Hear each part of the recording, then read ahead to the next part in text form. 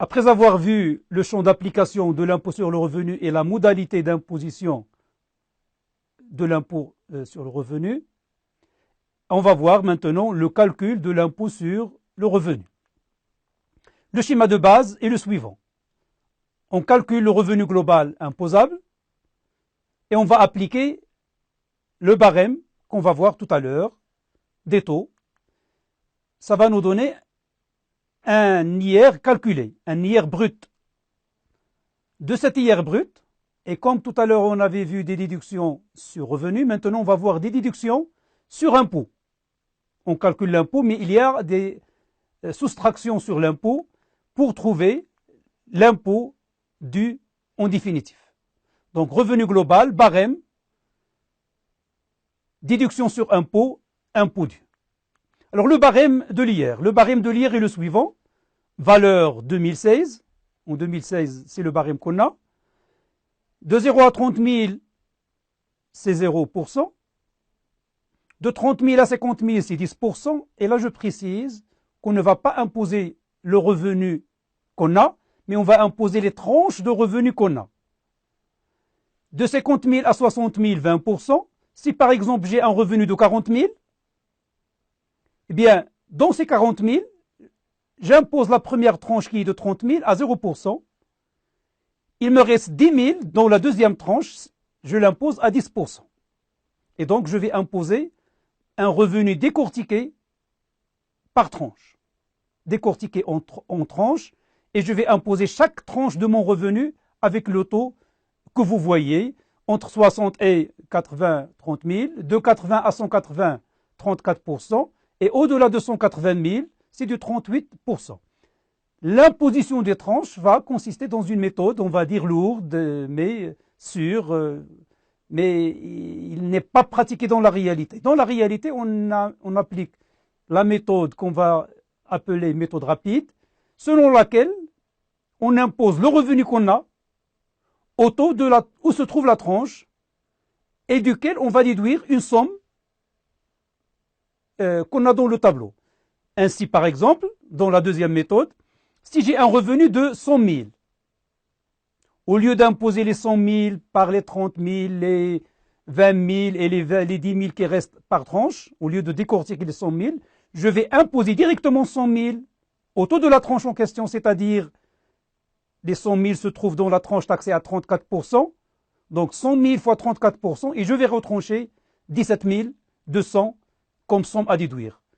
Ne vous cassez pas la tête du calcul de cette somme à déduire, prenez-le maintenant à titre de données, mais vous pouvez vous amuser à titre intellectuel à le calculer, ce n'est pas interdit non plus. Exemple de calcul de l'impôt sur le revenu. Je suppose que j'ai un revenu de 280 000. La méthode de calcul, la première, comme je l'ai dit, consiste à imposer les tranches. Et donc, les 280 000 vont être décortiqués en plusieurs tranches, en 5-6 tranches, et chaque tranche va être imposée suivant le taux approprié. Première tranche, les 30 000, on va dire, nécessaires pour subvenir à ses besoins de première nécessité, c'est appliqué à 0%. La deuxième tranche, entre 30 et 50 000, ça donne 20 000, je vais l'imposer à 10%. Dans le revenu de 280 000, il y a une troisième tranche de 50 à 60 000, je l'impose à 20%.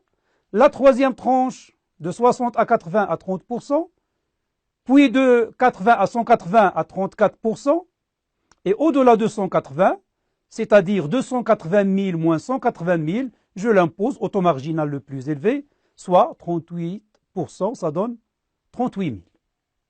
Vous voyez que c'est un peu long, d'où l'intérêt de la deuxième méthode. Mon IR est donc 0, plus 2 000 de la deuxième tranche, plus 2 000 de la troisième tranche, plus les 6 000 de la troisième, plus les 34 000 de la quatrième, et les 38 000 de la cinquième, soit un impôt dû de 82 000 dirhams. La deuxième méthode donnera le même résultat, mais de manière plus rapide, comme on va le voir. Alors, j'ai dit que mon revenu est de 280 000. Alors, je vais appliquer la deuxième méthode qui consiste à imposer directement la somme du revenu avec la somme à déduire correspondante. Revenu global donc 280.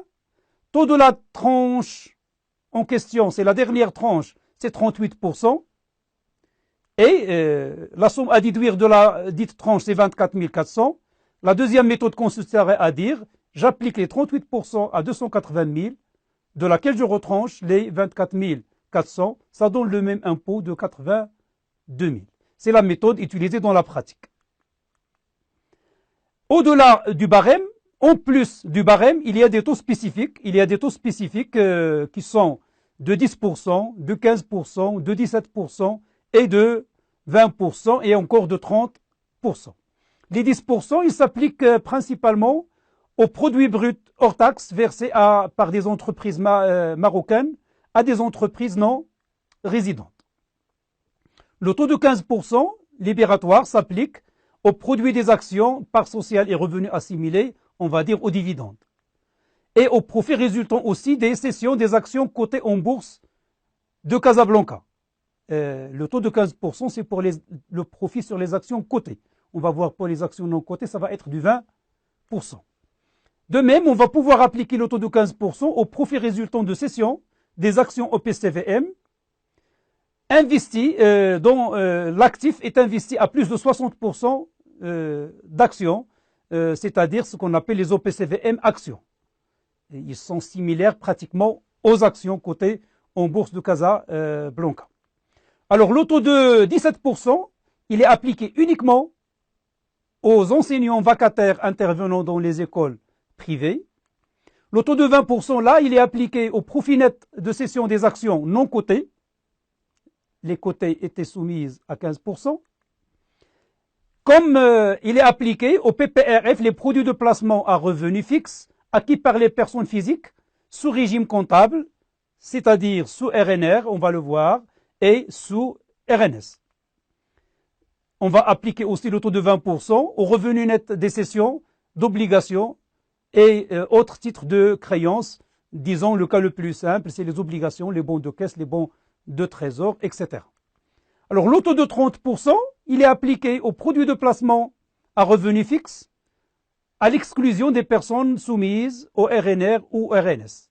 Et ce taux de 30%, contrairement au taux de 20% appliqué sur les intérêts, contrairement au taux de 20% qui est libératoire, qui n'est pas libératoire, le taux de 30% est un taux libératoire. C'est-à-dire le revenu ayant subi 30%, on ne va pas le déclarer en fin d'année. Le taux de 30% est aussi appliqué aux rémunérations versées à des personnes ne faisant pas partie du personnel de l'entreprise. Et ce taux de 30%, attention, il n'est pas libératoire, il donne droit à imputation et il donne droit à restitution. Le taux de 30% est aussi applicable au cachet des artistes, aux revenus salariaux des sportifs professionnels qui bénéficient aussi d'un taux d'abattement de 40%.